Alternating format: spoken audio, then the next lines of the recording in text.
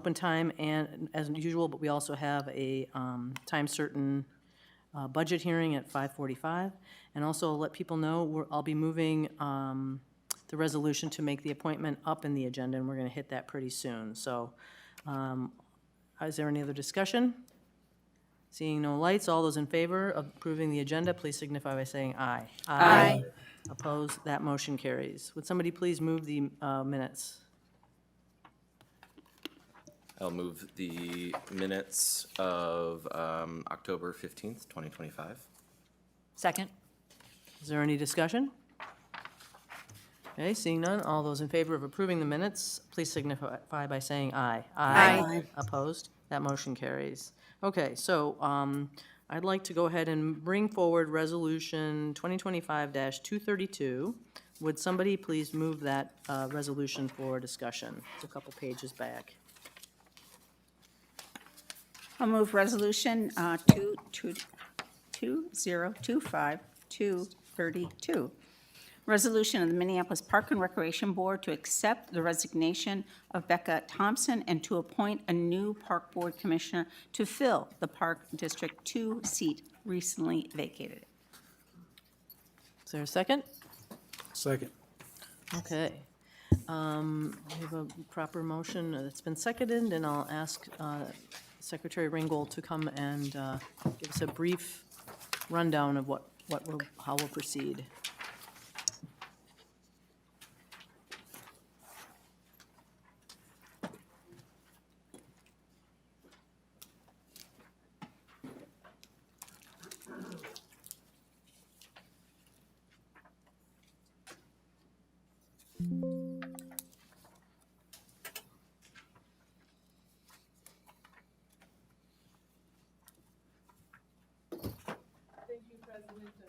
Thank you, President DeBenny and Commissioners. I'm going to give folks kind of a high-level overview here of where we're at, and then we'll help work through the balloting process, the nomination process, and the final approval.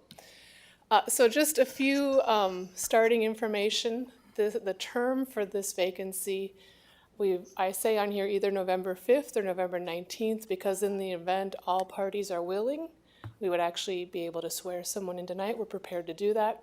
Otherwise, that would happen on the 19th. And then this term ends on January 2nd, 2026. It represents Park District 2. The annual compensation for this position is $18,759.70, and that would be prorated for the remainder of the term. And the individual appointed would be eligible for the benefits associated with this position. The application process is complete. We actually were able to get the applications out prior to October 14th. So we met that October 14th date, and then it closed on October 24th by noon of that day. We asked the 4 questions that were specified within the resolution that you all had approved, and we did receive 11 applications.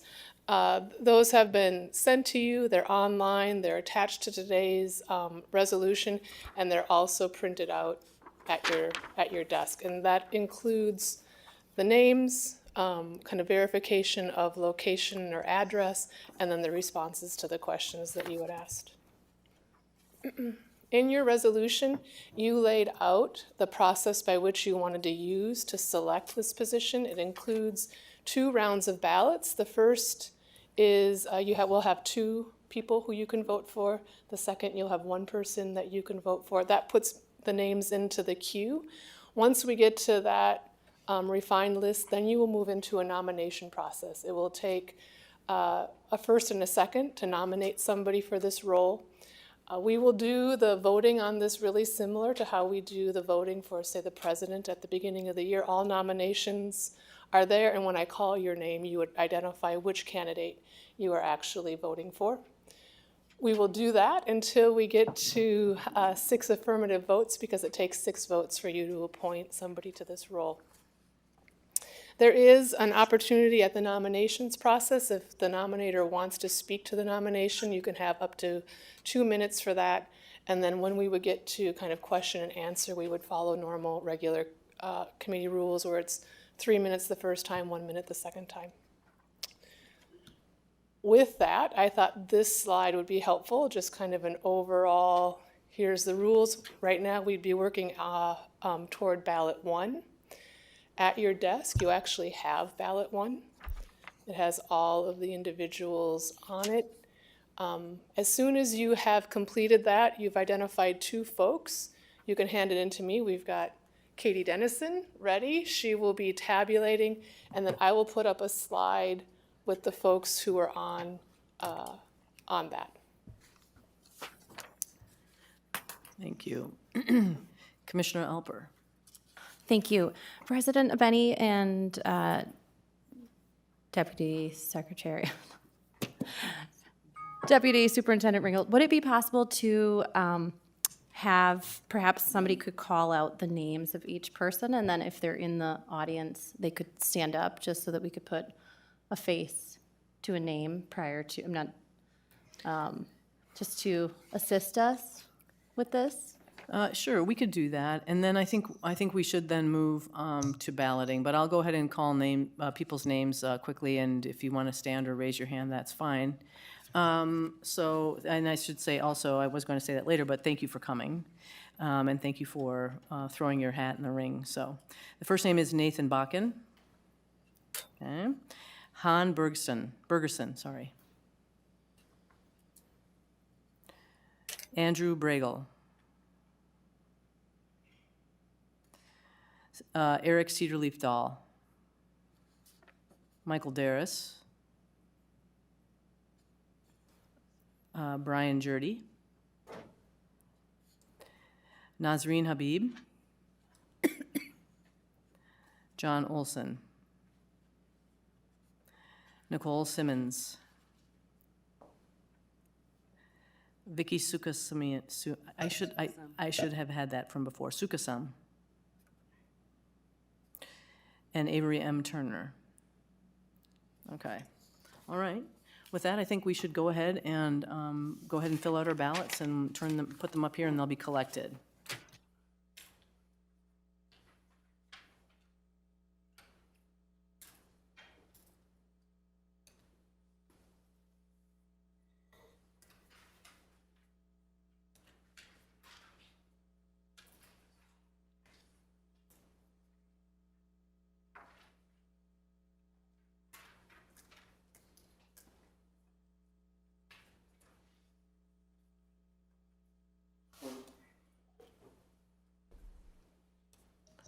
While they're being tallied, I'll just again say thank you to everyone that put their name into nomination. It's very generous of you.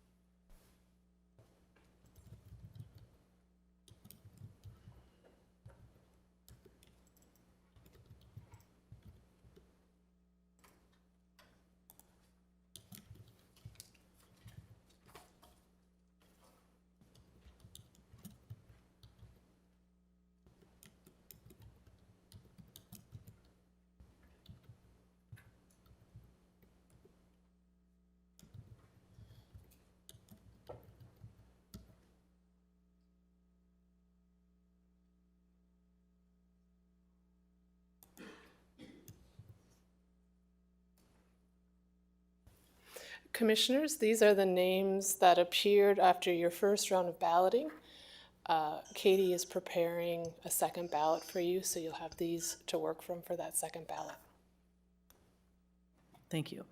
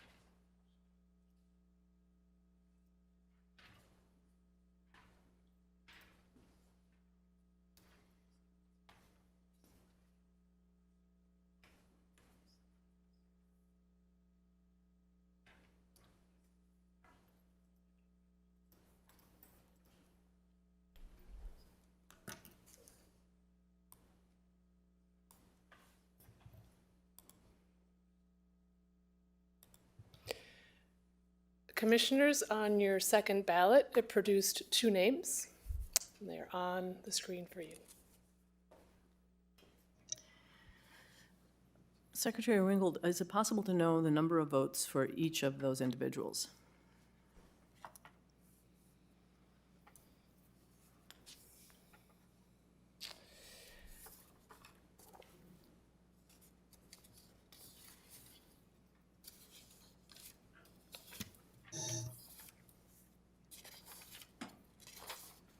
You have 7 votes here for Avery Turner and 1 vote for Vicky Sukasem. So now we'd like to go ahead and put any names into nomination, and those would be seconded. So is there a commissioner that would like to make a nomination? Nominate Avery Turner. Second. Okay, that name has now been moved and seconded. Secretary, would it be appropriate to ask if there are other names for nomination before? Okay, so are there other names for nomination? Any other names? Okay.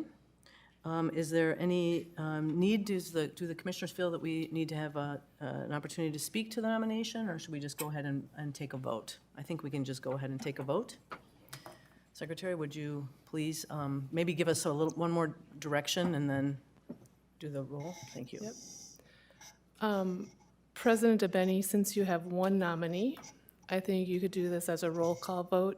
And if you say aye, you're voting for Avery Turner. If you say no, you're not voting for Avery Turner. Okay, thank you. Okay. Commissioner Elper, Aye. Commissioner Forney, Aye. Commissioner Menz, Aye. Commissioner Olson, Aye. Commissioner Rucker, Aye. Commissioner Schaefer, Aye. Commissioner Thompson. Oop, pardon me. That's kind of the whole point. Apology. Levity. Vice President Musich, Aye. President Abeni. Aye. You have 8 ayes, no nays. Excellent, and 6 is what was needed. So thank you very much to everyone, and congratulations to Avery M. Turner. Thank you, Avery. So if you are able, I think you can come up here and join us. Is that weird or what? Up here, we're swearing her in up here. We're swearing her in from this, she's going to come to this side of the dais. But she's not going to be sworn at. She is going to be sworn in. At. Joke. Oh, okay. There's too many moving parts, so. Sorry.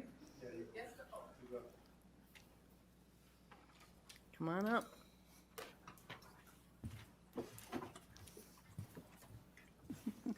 President Abeni, we're actually, and I just saw him come in. John Goodrich is going to perform the swearing in and the administration of the oath, and he is coming in.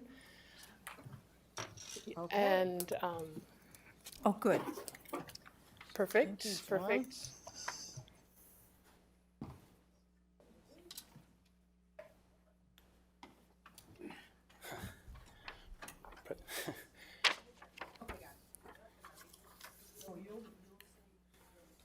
We have to fill the name in. I have one that I have to print. All right, you ready? You got this. Greetings, President Benny and Commissioners. I'm John Goodrich. I'm a notary public for the Park Board here to administer an oath of office. Ms. Turner, you're standing. If you would, please raise your right hand and repeat after me. I state your name. I, Avery Maxine Turner, Of the City of Minneapolis, of the City of Minneapolis, have been appointed by have been appointed by the Board of Park Commissioners the Board of Park Commissioners to fill the vacancy to fill the vacancy in office of Park District 2, in office of Park District 2, Commissioner of the Minneapolis Park and Recreation Board, Commissioner of the Minneapolis Park and Recreation Board, for the term to expire for the term to expire January 2nd, Jan- 2026. for the term to expire January 2nd, 2026, And being about to enter and being about to enter upon the duties upon the duties of said office, of said office, do hereby attest do hereby attest that I will support that I will support the Constitution of the United States, the Constitution of the United States, the Constitution and the laws the Constitution and the laws of the state of Minnesota, of the state of Minnesota, the charter and ordinances the charter and ordinances of the city of Minneapolis, of the City of Minneapolis, and the Minneapolis Park and Recreation Board, and the Minneapolis Park and Recreation Board, and that I and that I will well and faithfully perform will well and faithfully perform and discharge the duties and discharge the duties of said office of said office for the term of which I for the term of which I have been appointed have been appointed to the best of my judgment to the best of my judgment and ability, and ability, and to do this under the penalties of perjury. and do this under the penalty of perjury. That's it. Thank you. Awesome.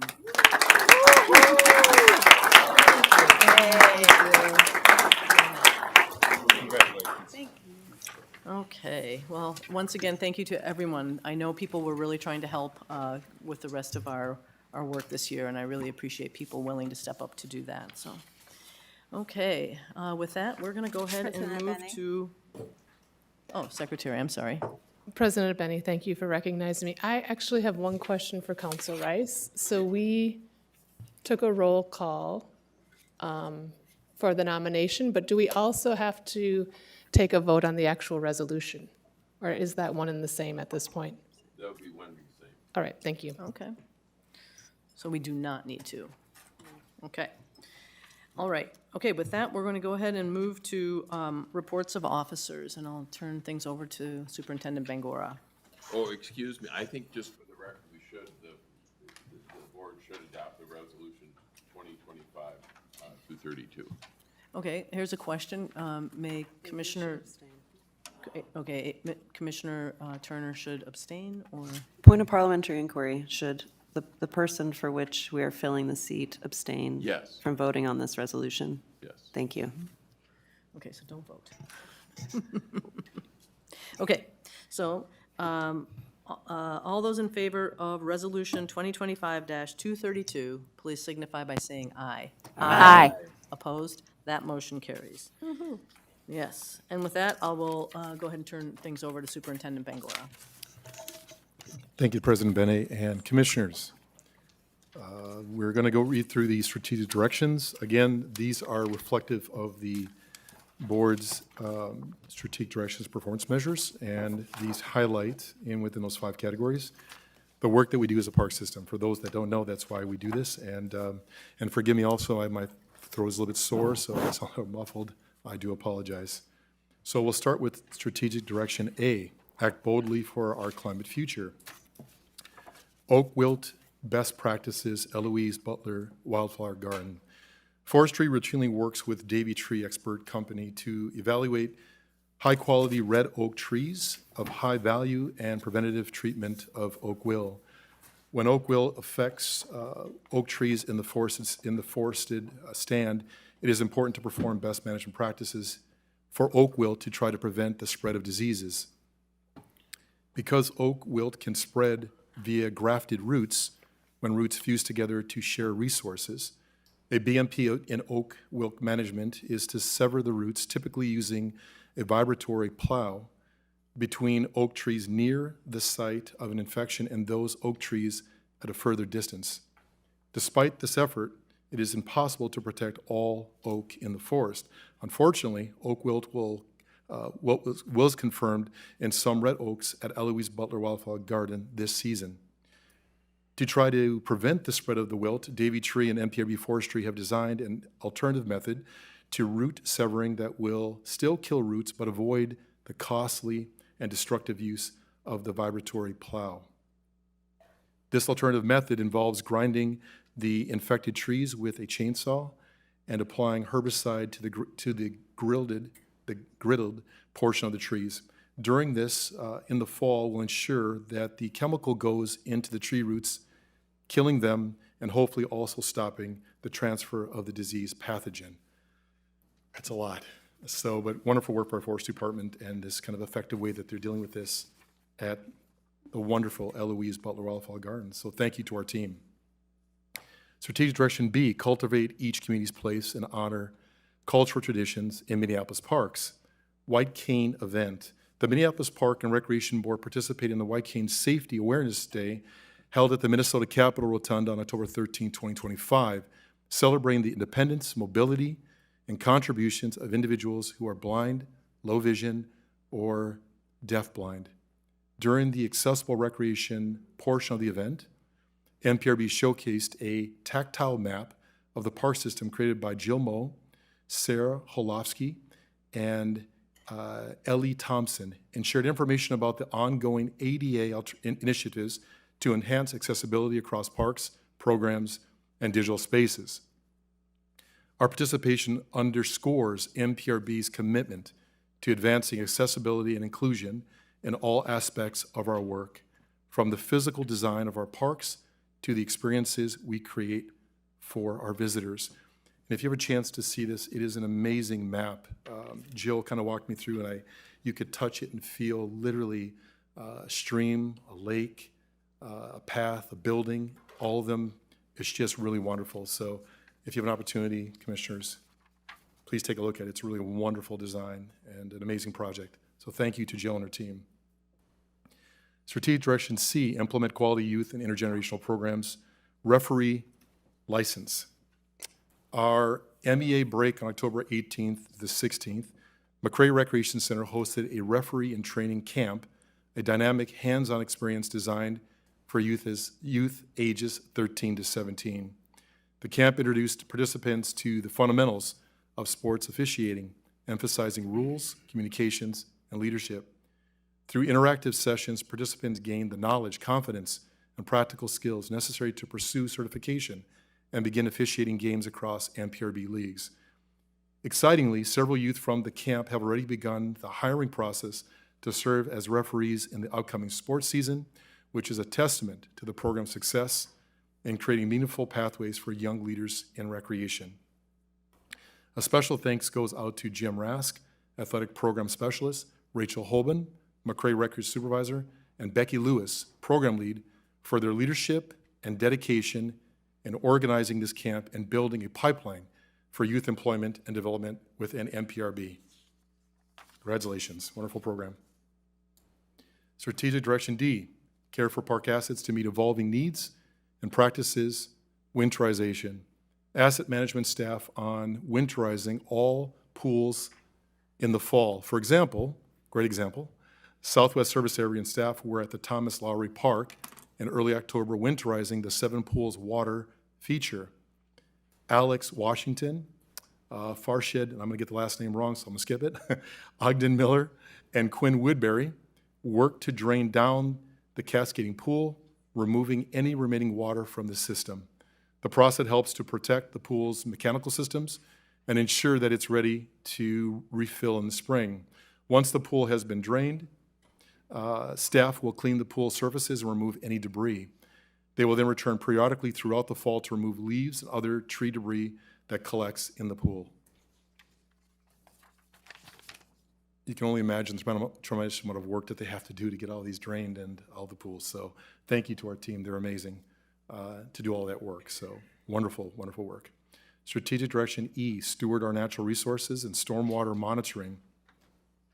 Earlier this spring, NPRB water quality staff installed stormwater monitoring equipment at 7 sites to comply with the NPDES permit we share with the City of Minneapolis. In 2025, staff collected over 100 stormwater samples at these sites. With the onset of fall, it's time to remove our monitoring equipment. Freezing temperatures can damage the equipment and the drain batteries, making cold weather monitoring a challenge. Since we began stormwater monitoring in 1998, the NPRB has monitored stormwater at more than 70 different locations in Minneapolis and adjacent communities. With that, President Benny and Commissioners, that's what I have. If you have any questions, we are here to answer those. So thank you for your time. Thank you very much for that presentation. Are there any questions from commissioners regarding the presentation? All right. Well, I think that timing was great, Superintendent. Look at the time. So with that, we'll go ahead and move to open time, and I'll start by reading the open time rules. And I'll just also say, we have 2 things tonight. We've got open time, which is an open discussion at topics, and then at 5:45, we'll have a public comment on the superintendent's recommended budget. Those are the 2 separate opportunities to speak tonight. So thank you all thanks to all those of you who have come to speak during tonight's open time. The board's open time rules are as follows. I will call on people from the speaker list only. Names are added to the speaker list by calling in before 3 p.m. on the day of the meeting or by adding it in person at the board meeting before 5:30 p.m. We have to get the list, so I don't know. I'll come back to this one. This is an opportunity for you to address the board. We're listening, but we do not respond.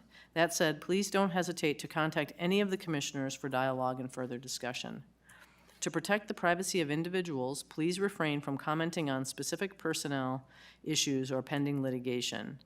Discriminatory or harassing words directed at anyone will not be tolerated, and each speaker is asked to state their name and address. And I need just another moment with the list so I know how much time to give each person for speaking.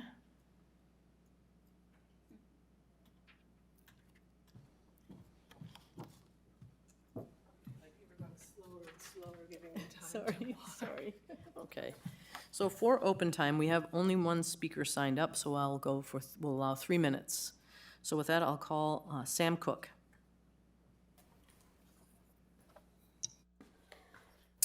Hello, thank you, and good evening, Superintendent, esteemed commissioners, and of course, community.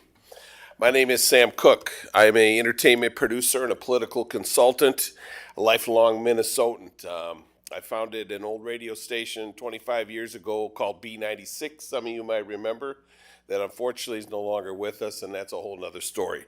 Nevertheless, the byproduct of that $20 million economic development venture here in Minnesota led me to the island of St. Vincent in the Grenadines for some R&R after it went debunk. I was there to do some international HIV work for Mozambique. It was a 6-month training course. I was there for about 30 days, and 400 Americans showed up on the islands. It was Johnny Depp, Orlando Bloom, Jeffrey Rush, and the first Pirates of the Caribbean movie. They were looking for instructors, so there was only 4 white people on the island, and they took our instructors to film in the movie. So our class kind of went defunct until we negotiated our team that was there to do the work to work on the movie set throughout the movie, and then they cut us a check at the end. Why I'm here today is that they are filming 3 more Pirates of the Caribbean movies. I was recently back down on the island of St. Vincent and the Grenadines, and in lieu of our U.S. aid federal program being debunked under our current administration, it's up to cities and states across this great country to find ways, creative ways, to support our brothers and sisters around the world. And this happens to be in Park and Recreations, a water park themed that we want to pitch Disney to put in one of their future Pirates of the Caribbean movie budgets, a water park off the island of St. Vincent and the Grenadines, 100 yards from where they filmed one of the historic scenes of the Pirates of the Caribbean. I've had conversations with the government, Prime Minister's office. They are open to it. The first step that has to happen is we have to come together and figure out how we can do a feasibility study on this long partial along the coast. And I've been reaching out.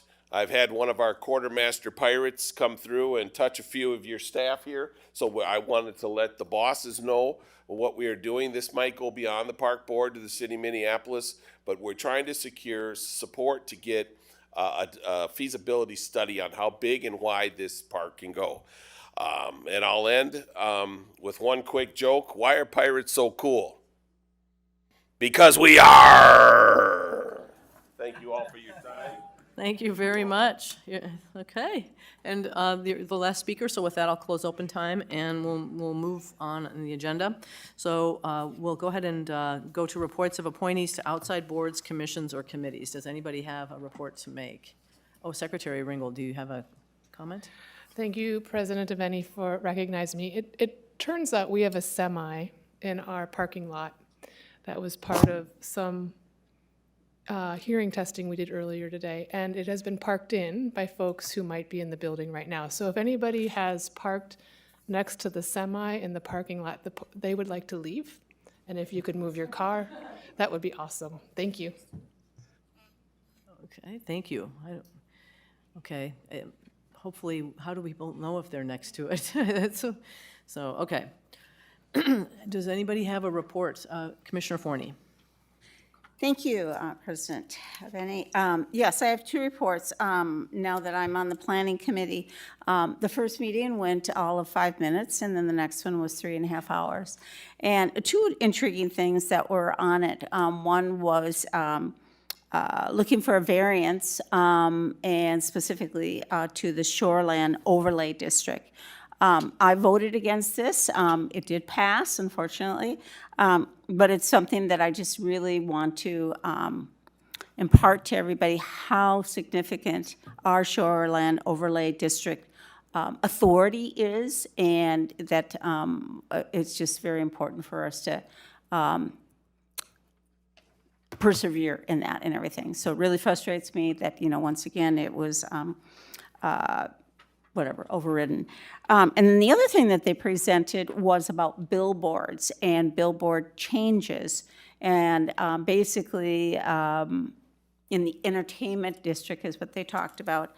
And to the point that they are going to be going to the state and looking for the possibility of the city receiving revenue vis-a-vis that. So I just think it's something we need to be following. I have advised Assistant Superintendent Schroeder about that, and any ways that we possibly can learn from it, but more importantly is to make sure that any billboard changes that they have, if it happens to be in any migratory path, that there needs to be some sort of guidance or none during those areas. Anyway, thank you. That was my report.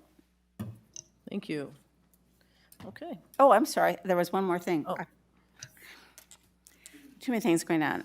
Also from the Tree Advisory Committee, for you to know that the city forestry staff came to the advisory committee to talk about putting language in the tree preservation ordinance that they are putting together. Something we should also keep track of. Appreciate it. That's great. Thank you for tracking that information and reporting it, Commissioner Forney. Okay, I see no other lights, so I think we can go ahead and move to consent business. Would somebody move the consent items? Consent agenda. I will move the consent items as a slate. Second. Is there any discussion? Seeing no lights, all those in favor of approving the consent agenda as a slate, please signify by saying aye. Aye. Opposed? That motion carries. And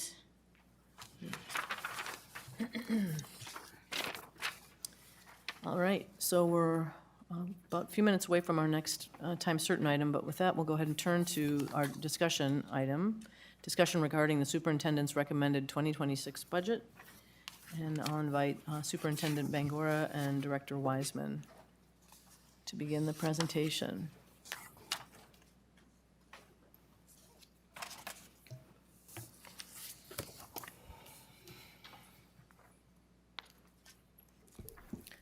President and Benny and Commissioners, first I'd like to say because of how large this was, we did not print multiple copies. There are 2 copies that are floating around your dais, so if you need to refer to something in this, please. Point of information, they have been claimed by myself and Commissioner Schaefer. Okay, so. I can share them Yeah. tonight. Yeah, if somebody wants to refer to something in on here and needs to see it. Thank you. We'll pass them Yep. down. Yep.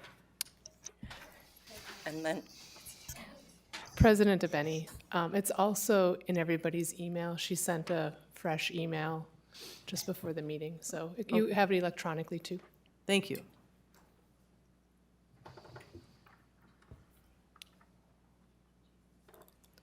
and President and Benny and Commissioners, I do not have a formal presentation. We can just open it up for questions and discussion. Oh, all right.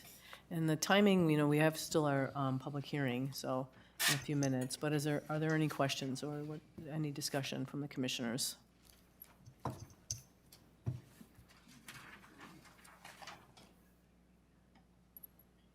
No? Okay. Quick item. We don't have any, so I guess we'll go ahead and close that item and move on in the agenda. We are moving to the resolutions section. Yes? I'm sorry, President Abending, can I just update Yes? on what the next steps are? Yes, please. Yes. So November 19th will be the next opportunity for commissioners to provide comment and for the public to provide comment.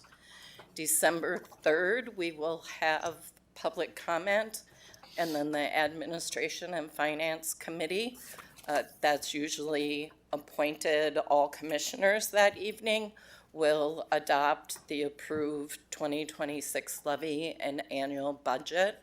So again, if you have amendments, we respectfully request that you have those prepared and ready for that December 3rd meeting. And again, staff are available to assist any commissioner with their amendment if they need financial calculations or input from various divisions or staff, but please start with the superintendent or the division head with those requests.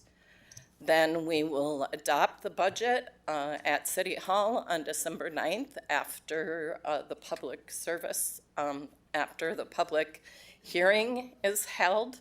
And we are working on trying to get a TV within the room this year, since the location for the city meeting is so small and it's hard to get a seat inside the actual meeting room. Okay. Questions for responses for the November 19th meeting are due next Wednesday by 4:30. If you can send those to the superintendent.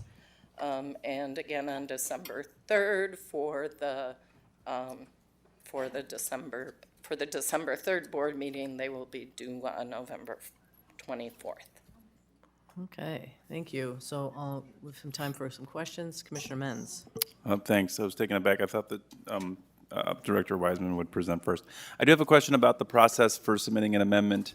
Last year, we had some sort of equity worksheet that we had created. I'm wondering if that will be made available again and what commissioners and staff is expecting regarding possible amendments.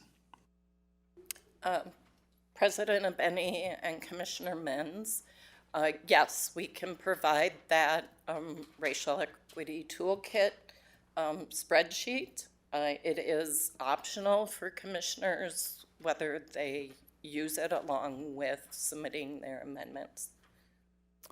Just for feedback for newly appointed Commissioner Turner, there's some questions that we ask around equity that we created as a board last year to make sure that when we're submitting budget amendments, we're meeting the goals of equity or at least answering some questions in regards to that. So we submit all the amendments on December 3rd. At the November 19th meeting, if there's some amendments in process, how are those handled at the board level? And I know we have a 5:45 open, or public comments. President Abeni and Commissioner Menz, you can submit amendments at any time up to the adoption of the budget. So if you have amendments that are prepared and ready and you would like to have conversation around those on December 19th, you're able to do that, but the actual formal vote November, yeah. is on November 19th. The actual formal vote of those amendments would happen on December 3rd because November 19th is still just a discussion item. Okay, thank you for that information, and I'm wondering, I know we have a 5:45, I'm wondering if commissioners, if they are submitting amendments, if it's kosher for us to kind of put those forward by the 19th. I know that if I have anything, I'm going to try and put it out there by then. Thank you, and Commissioner Elpa will come back to you in a minute. Okay, so we do have our next time certain item, and hold on here. Thank you. Okay. I'm not going to read the rules again. They're basically the same as the open time rules, and we have 2 people signed up to speak. Before we do that, I believe we have to open the public comment on the superintendent's recommended budget, so I will do that. And we'll allow 3 minutes per speaker. The first speaker is Carl Ulfers.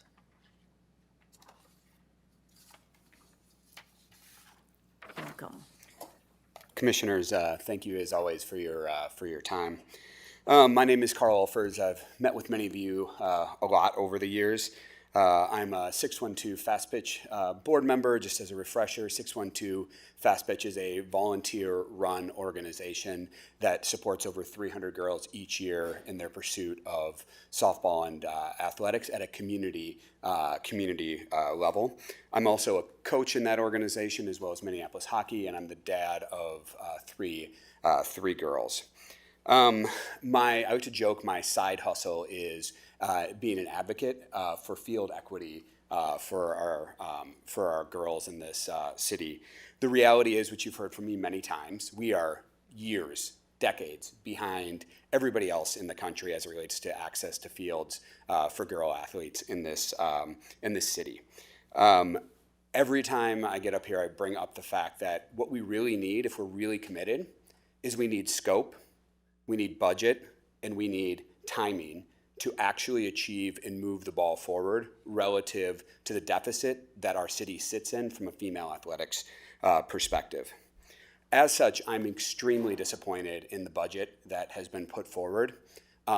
We have looked over and over again at the resolutions that have been passed by this park board, and once again, no funding is tied to those. If you look at your own agenda this evening, you will see that every other resolution that comes from the planning department has scope, and it has budget, and it has timing.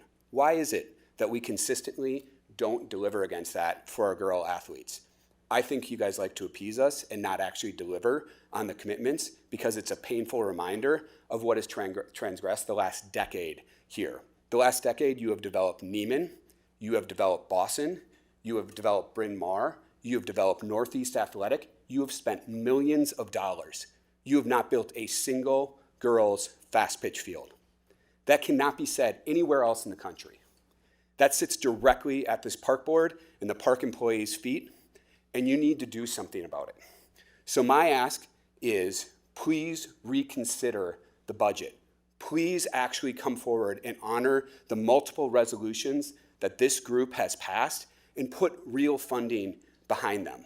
It's not okay. The reason I'm the only one here right now from our community is they've given up on you guys. They don't believe in this governing body anymore. My girls who have coached that are my daughters, they don't even want to come speak anymore because they know that there's going to be a lot of words, there's going to be resolutions, and there's going to be no follow through. And this budget is yet another example of that. Thank you. Jason Sellers.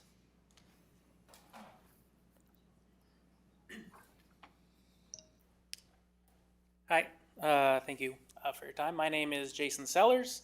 I grew up in Audubon Park. I am now a resident of Marcy Homes, and I would not be who I am or where I am without Minneapolis Public Schools and Minneapolis Parks. So with that said, I just want to take this time in this public budget comment time to voice my concern and strongly urge and remind all of you to prioritize and properly fund youth programming, as well as the staffing needed to carry it out. I live in Minneapolis, but I am an employee of the St. Paul Parks and Recreation Department. I work at a rec center. Every single day, we see kids and teens come to the rec center, hang out with their friends, hang out with staff, play sports, or simply just have a safe place to be. My employer and all of us have direct impact on people's lives,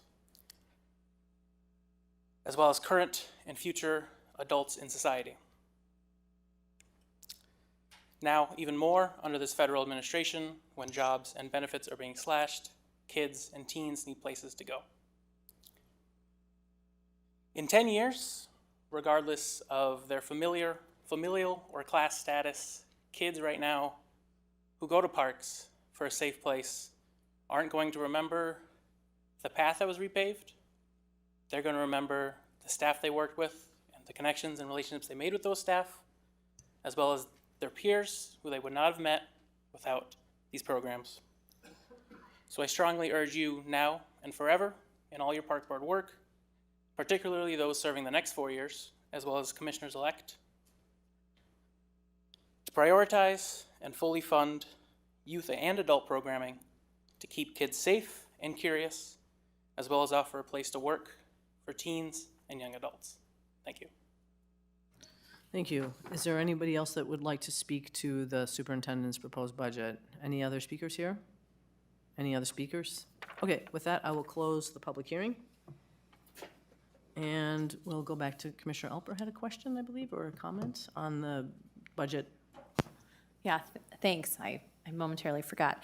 I think Commissioner Menz basically covered what I was hoping to cover, which is, can we bring something forward earlier for discussion? And I guess I'd just like to say I'm interested in light of the the changes in the increases in Rec Plus fees to work on some sort of amendment for that piece of our budget. And so I guess I would ask the superintendent who I should work with on that. Otherwise, I'll reach out to you and Assistant Superintendent Hernandez. Is that correct? All right. Great. So I just wanted to let you all know my intent on that, and I'll Okay. work with staff and be back on November 19th Okay, with great. that. Other discussion? Secretary Ringgold. I actually have information about the vehicles that need to move, if this would be a good time. One of them has a Texas license plate, TTN 5130, and the other one has a Minnesota license plate, ZXM 936. That's you? Okay. All right. Commissioner Menz, for the second time. Yes, sorry, don't want to take up too much time, but I do think that the budget is a significant time when we should discuss. I wasn't able to attend the previous meeting, but I did listen in the wee hours of the morning while I was in Mexico City celebrating my anniversary. But I was wondering, and I didn't know if there was a possibility for somebody to respond, because I heard the meeting, but I didn't really get a feel for why the budget amendment that was made last year at the end of the year prevented youth specialists from being funded for that year. And now it's being done for another year. I think that is a huge concern, especially from somebody who voted for that amendment and also was supportive of that amendment. Is there a way for us to figure out, I would like to work with somebody on an amendment to figure out how to fully fund those positions, because my intent was not for those positions to be vacated for more than 1 year. President Abeni and Commissioner Menz, in the question and answer document, there's an attachment that includes the Schaefer Amendment that was passed last year. And if you read it, it says the youth program specialists would remain vacant until the full funding is received in 2027. So the vote passed would hold them vacant for both 25 and 26. Okay, so there would need to be a separate amendment in order to reinstate that funding for this year, but it will come back in 2027. President Abeni and Commissioner Menz, that's correct. Okay, thank you very much. Other discussion, questions, comments? Okay. Thank you very much, Director Wiseman. And we'll go ahead and move to resolutions. There's, somebody could move that resolution. It's 2025-235, page 4. Yeah. I move resolution 2025-235, resolution approving the adjusted 20-year neighborhood park plan guaranteed minimum annual amount for 2027 through 2031. Is there a second? Second. Okay. Director Wiseman, are you going to give us a little quick explanation of this? Great. Yes, thank you. Thank you. Our President Abeni and Commissioners, every 5 years, we negotiate with the City of Minneapolis for the next 5 years of the MPP 20 annual guaranteed minimum amount.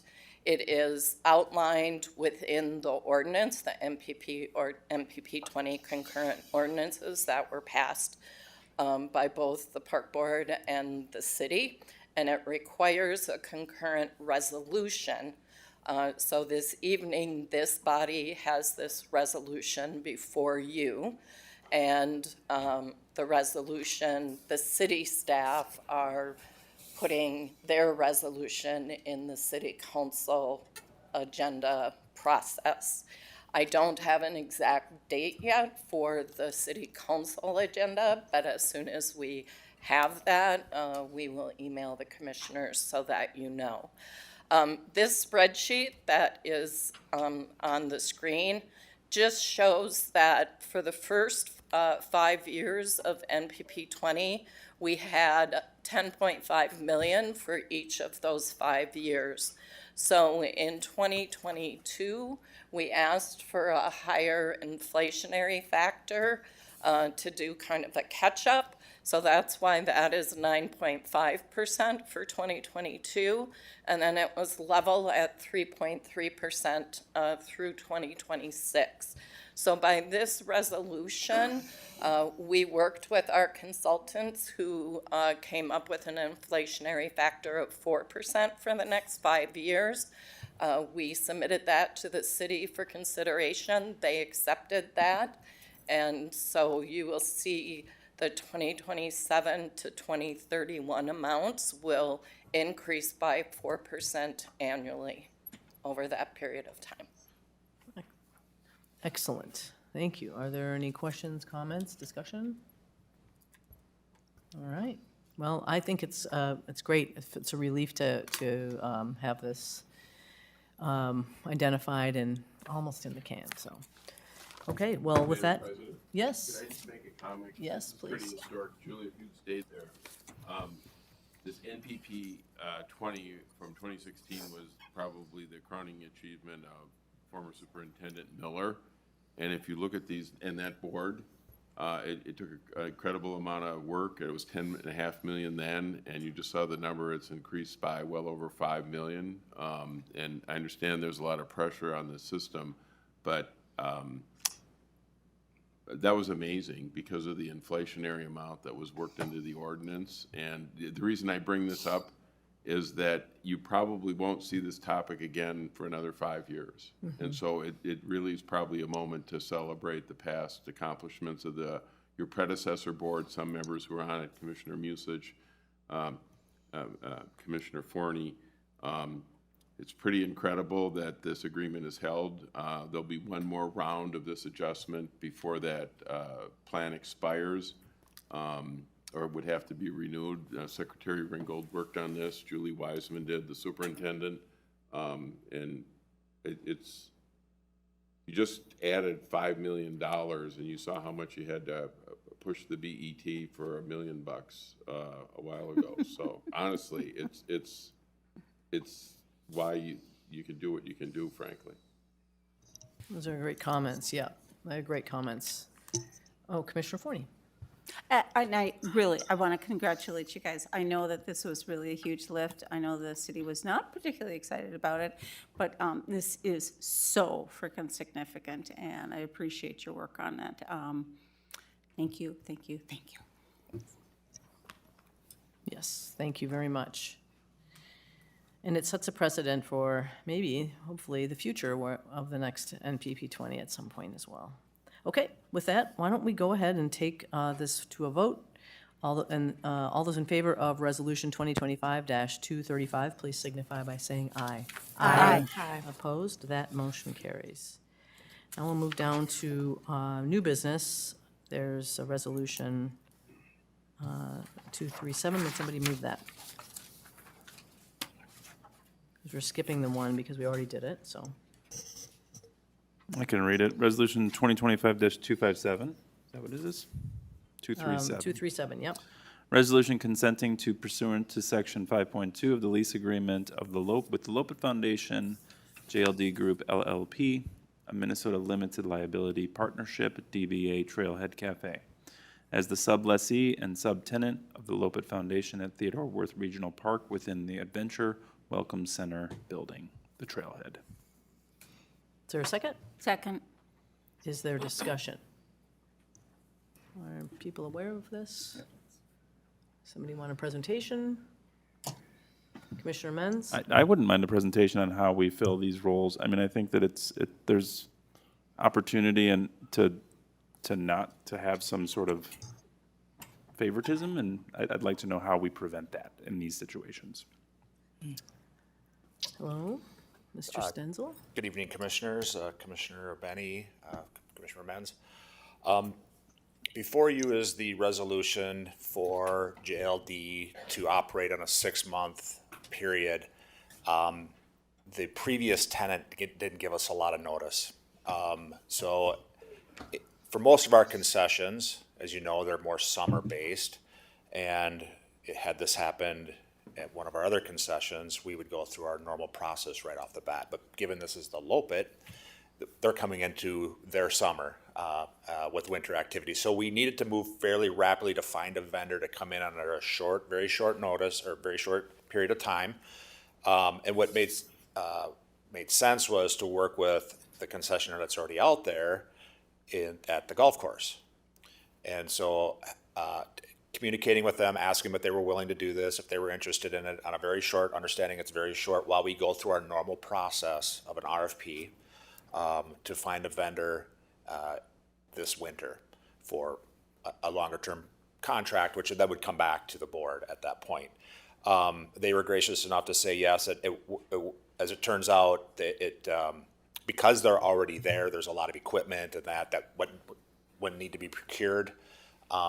If we were to try to find another vendor, solicit another vendor, and had they said no, then we would have been probably scrambling, talking with our current vendors to see if they could move in. But as it turned out, they were interested. They completely understand this is a 6-month arrangement or less, like I said, once we find a vendor. But our intent is to start this process this winter, go through our normal process where we find vendors, RFP process, we'll send that out, we'll do the notifications. There'll be a series of meetings and negotiations, and we'll go from there. And I also have Megan from the Lopet Association here tonight as well, if there are any questions for them. But I hope that kind of answered your question. Thank you for that. Commissioner Menz? So does this vendor, do we anticipate this vendor will be applying for that full-time position as the vendor in the Lopet, or is it just something that they're doing as a favor for us, or? President Benny, Commissioner Menz, I assume that they would put in. I feel like there would be a lot of interest in this space, as with all of our spaces. So typically when we open these up, we get a handful of good proposals, and their proposal will be weighed through committee like anybody else if they chose to put in. I can't speak for them. I'm assuming they will put in, but. And I can't remember, which golf course are they? They're at Worth. They're at Worth. They're Okay. right down the street, yeah, so. Okay, so that makes sense. It just kind of raised my eyebrows on this one. I mean, I think it is the director, or Shane, I think that's a great work, but I'm wondering, as a board and as a process, like, how much advantage does that give that vendor, and how are we being equitable? I think we need to fill gaps, and that's smart, but I don't know how this body feels about those processes when this happens, and it seems it's happening twice. We have another vendor leaving. So, I don't know, it's something to consider. Just wanted to raise that up. Other comments, questions? I guess I'll support the idea of some kind of quick action, because you said it's Lopet summer. I think they are offended by that kind of language. It's just winter. But anyway, yes, it's winter.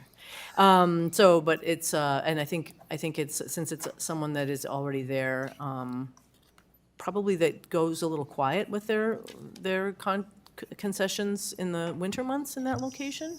Is that right? Yes, yeah, President Benny, yes. The golf course is shut down. Yeah. The other thing I'll just like to add too is they got such short notice. The end of the last contract was done last week. Okay. So it didn't give us a lot of time to really try to do some sort of process. And like I said, it just made sense. Golf closes, we start ramping up in the winter. Yep. And they're really close by.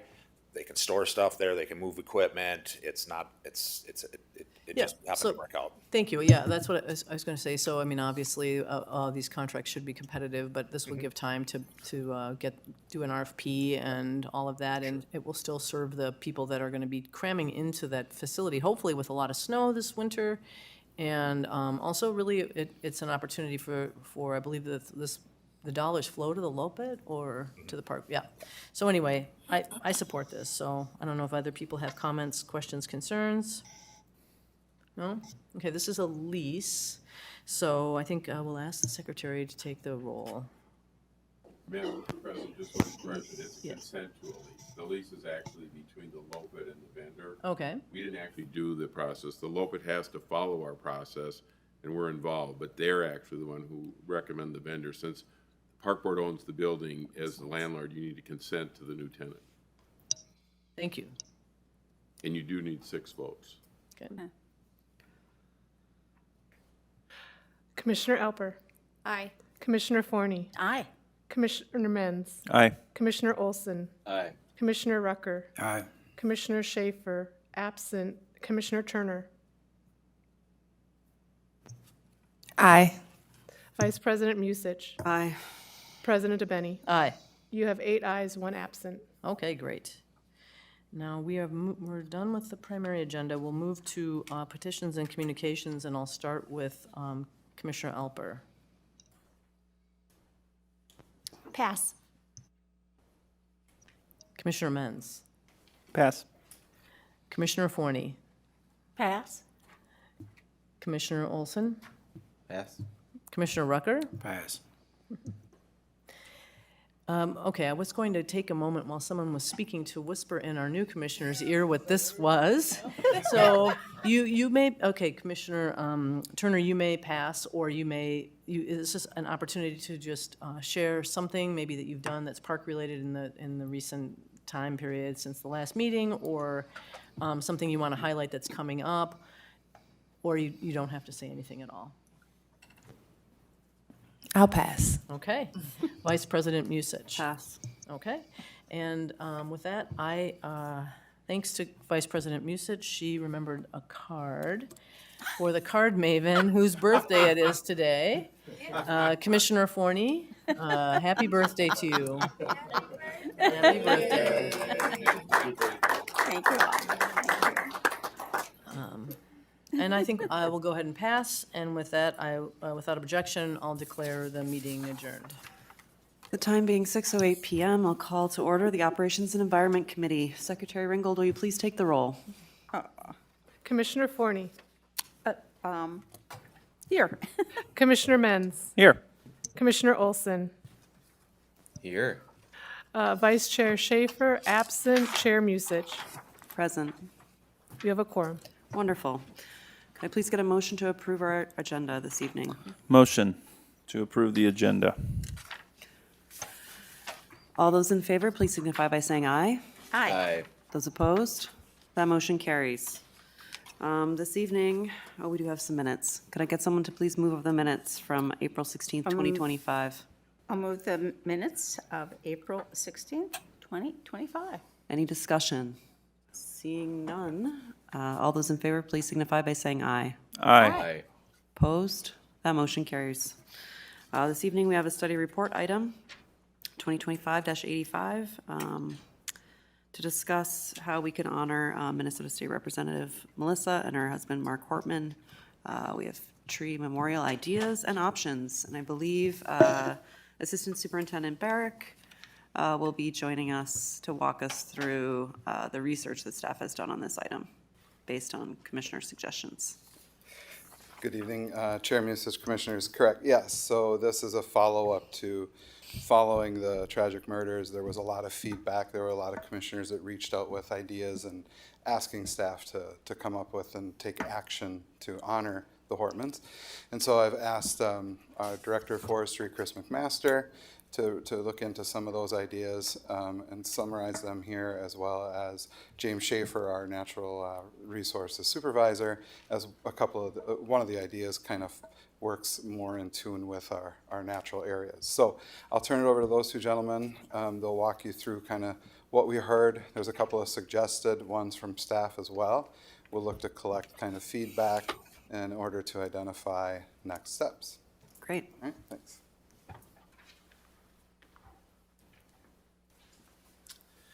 All right. Thank you, Chair Musich and Commissioners. We'll kick this off. The idea here is to kind of look at several options to honor the Hortman family. And we've got some, I would say, established ways that we do this type of work. And I'm going to go through some of those. The first option is our Memorial and Tribute Program. This program is very well established. It's managed by Colleen Dillon and Visitor Services and serves as a way for us to honor folks with a memorial bench or a tribute tree. For today's purposes, we will be talking about tribute trees. This particular option is linked to a $500 tax-deductible donation to the MPRB made prior to the tree reservation or medallion engraving. You'll see on the slide that the medallion is a metallic gold 5-inch round medallion made of rigid and durable plastic. You can see that here. Another idea associated with this particular item was to also plant a tribute tree per commissioner's district in 2026. Same cost, $500 per tree. The next idea is tied to Arbor Day. I'm sure many of you know Arbor Day is a huge celebration for tree planting at this point internationally, but it was established in 1872 in Nebraska, and Minnesota quickly moved to adopt and celebrate Arbor Day as well, becoming the fourth state in 1876. We do it really big in Minneapolis. There's a lot of events. It's very well attended.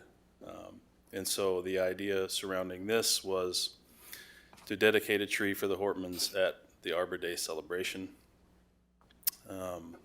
There is another option here, and that is to establish a tradition of planting a tree to honor the Hortmans at every Arbor Day moving forward. And then there's always the option to work towards some combination of memorial or tribute tree and Arbor Day planting. And now I'll turn it over to James.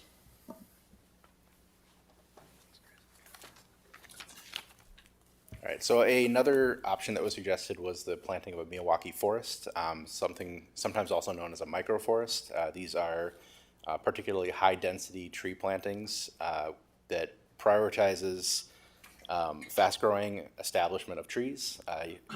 The idea is to create high-density nature pockets within urban environments. Originally, it was developed in Japan in a lot of their high-density urban areas that didn't have a lot of natural areas. They would use it in particularly degraded lots or other areas that that didn't have another good use for it. So some of the pros for it would be there's a really rapid establishment of the green space. The idea is that there's high competition between the high-density planting you do, which encourages trees to grow and establish quickly. It can provide habitat in areas that otherwise lack refuge, which makes it important to choose your site correctly if there is a method you wanted to use. And a Milwaukee forest can be a very attractive green space for visitors. Some cons to it is that the plant selection favors fast-growing species, so a lot of times we like to prioritize some other species that are slow-growing. Some of our oaks and things are probably not what we'd like to see, and instead it'd be more maple or other fast-growing species which are pretty well represented in our areas. There's generally a high cost of installation relative to the acreage. That's largely due to the fact that you're going to be planting anywhere from 20 to 50 times as many trees per acre as you would in a normal restoration planting. And the early phases of the establishment can look a little bit unkempt because of the density of the trees.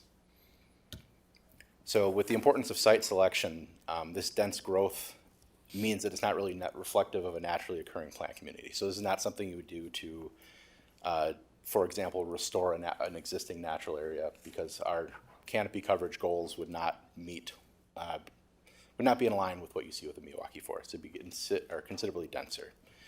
So this is not something that should displace existing natural areas. What it would be suited for is for urban or degraded sites. If there are degraded lots, that might be a good selection for this. In new construction areas, if you wanted a specific amenity placed in there, or if you have areas of turf that you want to see additional canopy added, this could be an amenity area. This is an example of one that is in Louisville, Kentucky. This is the Traeger microforest. This is kind of on the more amenity-rich end of things. There's a lot of hardscape and obviously some decorative, the Traeger microforest portion there. On the other side of it, this is one that's in Cambridge, Massachusetts. This is more kind of in a natural space. So this is kind of after 2 years of establishment when things have really started to grow up. But you can see that it's really thick and dense. I spoke to some partners we have out in Detroit, Michigan to get an idea. They just recently installed one 2 years ago. Their 750 square yard site had 288 trees. The installation cost was approximately $35,000. That includes plants, landscaping materials, trees, mulch, coir logs, etc. And then over the last 2 years, they spent approximately $6,000 in establishment and maintenance, including watering, though not the cost of the water itself, and about $1,000 in kind staff and crew time, plus a bunch of volunteer hours.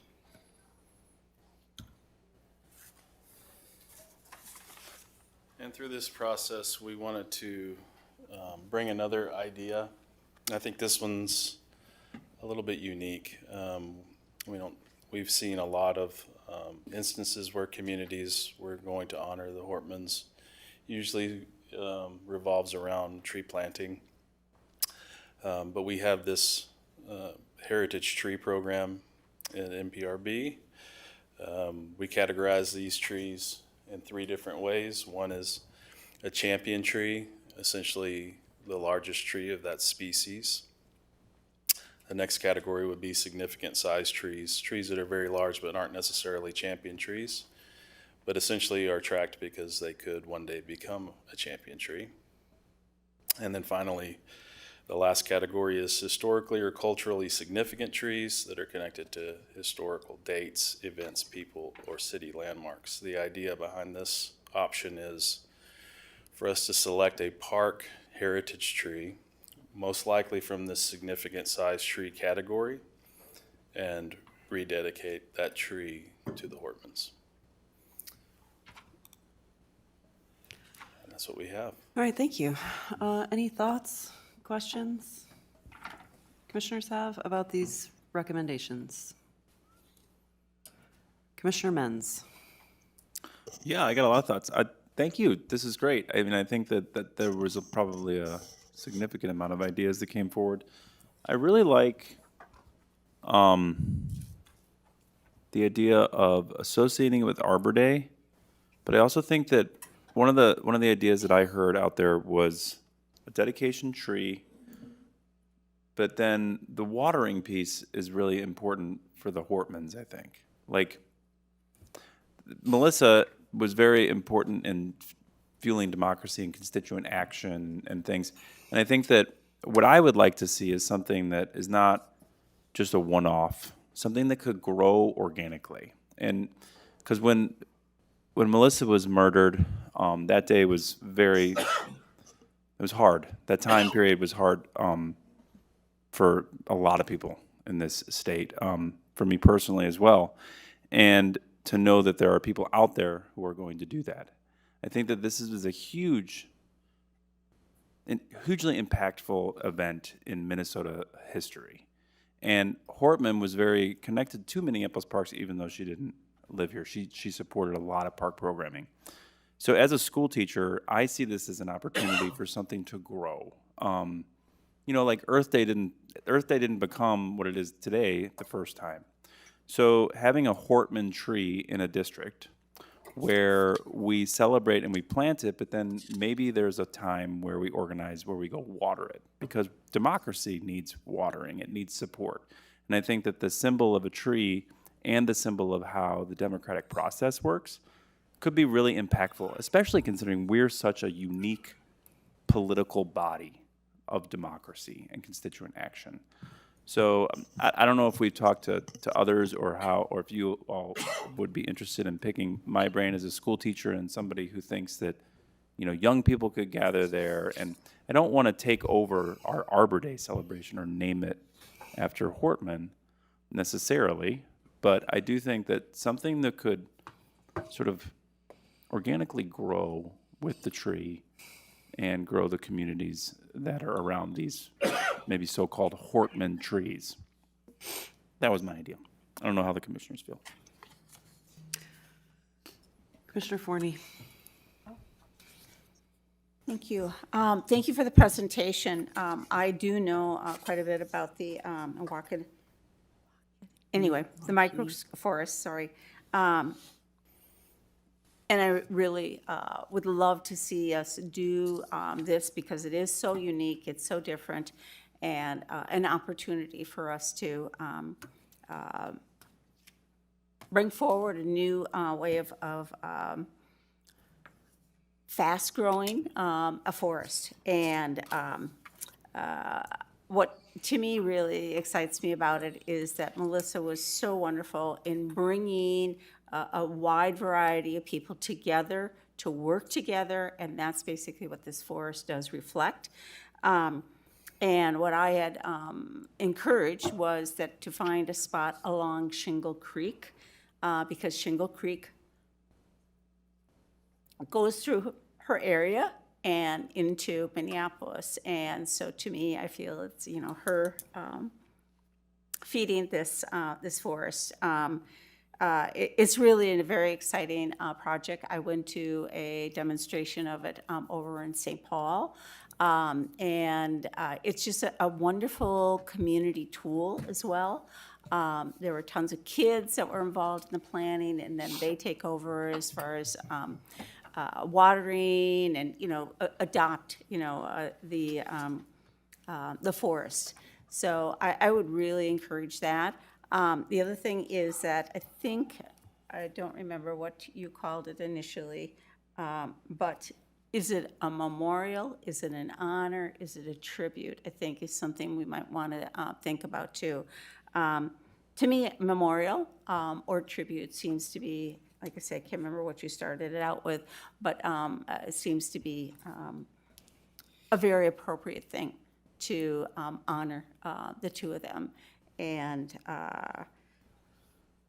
I would like it to be some sort of a fundraiser and, you know, publicize it, and hopefully we can get enough funds to, as you're saying, I think it's approximately $35,000, and hopefully also maybe even develop some sort of a fund for its maintenance.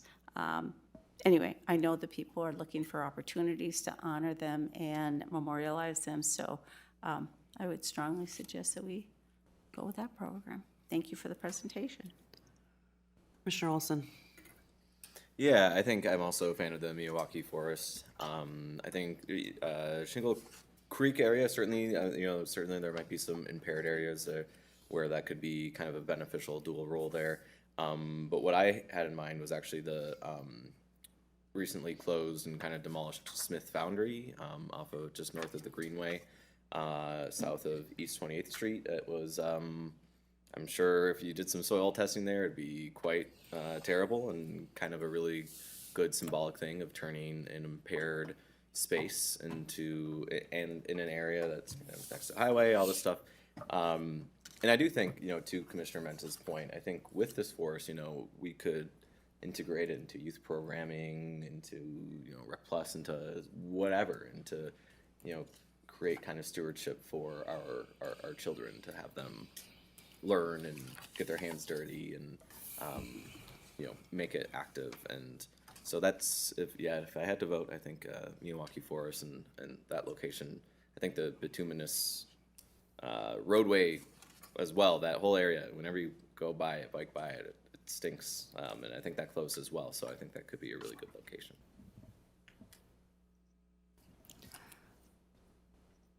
Do we own either of the two properties that were just mentioned? Can anyone tell me?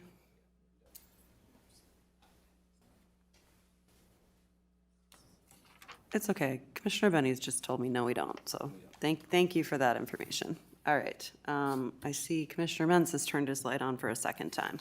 Thanks.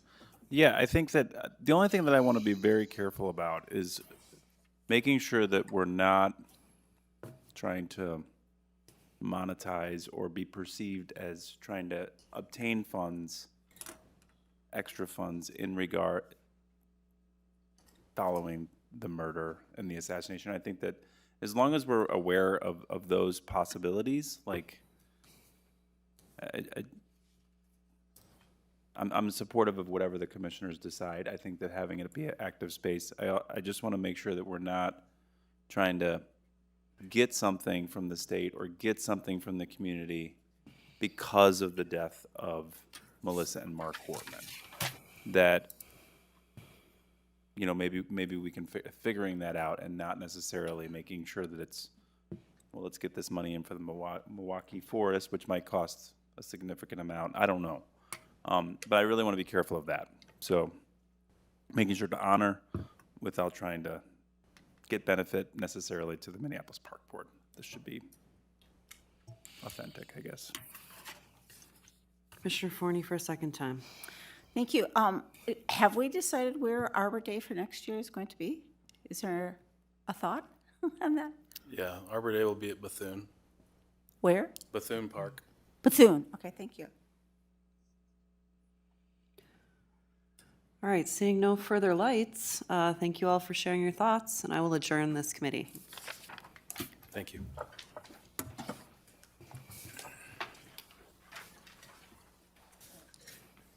Okay, I would like to call the Planning Committee to order here at 6:27. Secretary Ringel, will you please call the roll? Commissioner Alper. Present. Commissioner Musich. Present. Commissioner Schaefer, absent. Vice Chair Rucker. Here. Chair Forney. Here. You have a quorum. Thank you. I'll take a motion to approve our agenda. I also move the agenda. All those in favor, please signify by saying aye. Aye. Okay, that motion carries. On to our minutes of October 9th. If somebody'd like to move that motion. I'll move the minutes of October 9th, 2025. All those in favor of that motion, please signify by saying aye. Aye. Opposed? Action carries. Okay, on to our resolution. Somebody would like to move that for me, I'd really appreciate it. I'd like to move Resolution 2025-225, resolution approving temporary occupancy under Section 4F of the Transportation Act of 1966 for Cedar Avenue reconstruction project adjacent to and within Cedar Field Park. Thank you. Any questions people have to that? Not seeing any lights? Does anybody have any questions? Not seeing any lights? All those in favor of the motion, please signify by saying aye. Aye. Opposed? That action carries as well. Okay, on to our next resolution. I'll move Resolution 2025-233, a resolution approving renaming Mercy Park to Dinky Park. Great. Any questions about that action? Any questions to that action? Not seeing any lights. All those in favor, please signify by saying aye. Aye. Opposed? That action carries as well. On to our next resolution. I'll move Resolution 2025-234, resolution granting permanent and temporary easement to the City of Minneapolis for operation, maintenance, inspection, and repair of storm sewer pipe and stormwater basins associated with the Northern Columbia Golf Course Stormwater, BMPS, project on the northern section of Columbia Golf Course within the 1NE watershed located within the City of Minneapolis. Any questions about that resolution? Any questions on that? Not seeing any lights? All those in favor, please signify by saying aye. Aye. Opposed? That action carries, and I hereby adjourn at 6:30. Woo-hoo! The time being 6:30 PM, I'll call to order the Administration and Finance Committee. Secretary Ringgold, can you please take the roll? Commissioner Alper. Present. Commissioner Forney. Here. Commissioner Rucker. Here. Vice Chair Musich. Present. You have a quorum. Thank you. Can I get a motion to approve our agenda? I also move to move the agenda. Any discussion? I'm sorry, did you need something from me, Secretary Ringgold? Vice, thank you for recognizing me, Vice Chair Musich. I do want to make one note. There's an item on this agenda. It's resolution number 2025-230 that we failed to articulate at the head of the meeting tonight that needed to go committee full board. It specifies that in your packet, but I believe after this committee, President Abeni will reconvene the full board so that we can take care of that step. So my apology. Thank you for that clarification. We didn't vote yet on the, I'm sorry. I don't recall where I was. The agenda. We're voting on the agenda. Is that where we're at? Yep. Okay, great, thank you. All those in favor of adopting the agenda? please signify by saying aye. Aye. Those opposed? That motion carries. We have an agenda. Can someone please move the minutes? I also move the minutes from October 9th, 2025. Any discussion? Seeing none, all those in favor, please signify by saying aye. Aye. Those opposed? That motion carries. I'll move Resolution 2025-229, resolution approving a fundraising and a donation agreement, including a stewardship agreement between the Minneapolis Park and Recreation Board and the Roosevelt Diamond Sports Booster Club and Minneapolis Youth Baseball Association related to improvements at Boston Field Park, a part of the Minneapolis Neighborhood Park System. Any discussion? Seeing none, all those in favor, please signify by saying aye. Aye. Those opposed? That motion carries. Someone want to move the next resolution? I'll move Resolution 2025-230, a resolution amending the 2025 Minneapolis Park and Recreation Board Self-Insurance Fund budget to increase the appropriation from $2,089,975 to $3,089,975, a $1 million increase to fund board-approved settlements and reduce future liabilities. Is there any discussion or questions on this item? Seeing none, all those in favor, please signify by saying aye. Aye. Any opposed? That motion carries. I'll move Resolution 2025-231, resolution approving a donation agreement between the Minneapolis Park and Recreation Board and the Minneapolis Youth Baseball Association related to the improvements at Neiman Sports Complex, a part of the Minneapolis Park System. Any discussion or questions on this item? Seeing none, all those in favor, please signify by saying aye. Aye. Any opposed? That motion carries. I'll move Resolution 2025-236, resolution authorizing a joint powers agreement with the City of Minneapolis related to parkway paving, repair, and reconstruction. Is there any discussion or questions on this item? Seeing none, President Abeni. Thank you, Vice Chair Musich. I'm not on this committee, but I just really have to thank the people that have been working on this for a really long time. This has been a massive undertaking, and it's really wonderful to finally have this documented. So this is the agreement that memorializes the way in which the city and the city will steward the parkways, and that in the future they would not be allowed to degrade to the condition that they were allowed to degrade to. So that was a big achievement for this board, and I just really want to say thank you to the team here. And Secretary Ringgold. Chair, or Vice Chair Musich, thank you for recognizing me. And kind of in the spirit of the thanks, I'd love to just share the names of the folks who have been instrumental. From the city, Brian Dodds, who has now moved on to the state of Minnesota, and Jenny Hager have been really champions in getting this through the process and getting us to this point. And then internally, we have Cliff Swenson, Madeline Hudak, Michael Schroeder, Jeremy Barrick, Becky Broad, and then I just want to give a special call out. Dan Elias has done a great job. He also manages our PB001 work in that coordination. So thank you all. Did you have additional comments, President Abeni? Okay. Chair Musich. I'm sorry. Superintendent Bangora?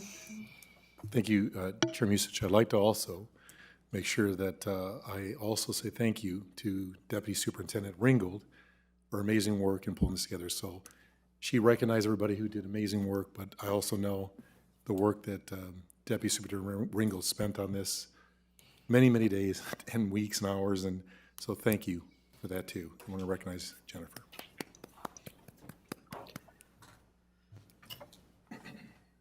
Okay, seeing no additional lights, all those in favor of adopting this, please signify by saying aye. Aye. Any opposed?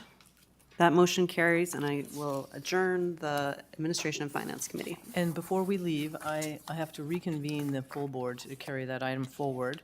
So do I just say the full board is reconvened? And I believe we have to vote to amend the agenda. So the agenda had previously been adopted, so I don't know if we We have need to to. suspend the rules. Do we, yeah, that was I'd my like next to make a motion question. to suspend the rules. Yeah. Second.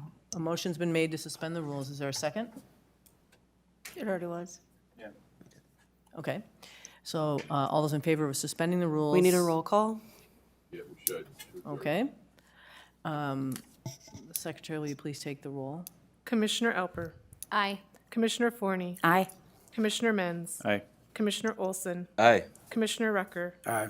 Commissioner Schaefer, absent, Commissioner Turner, Aye. Vice President Musich, Aye.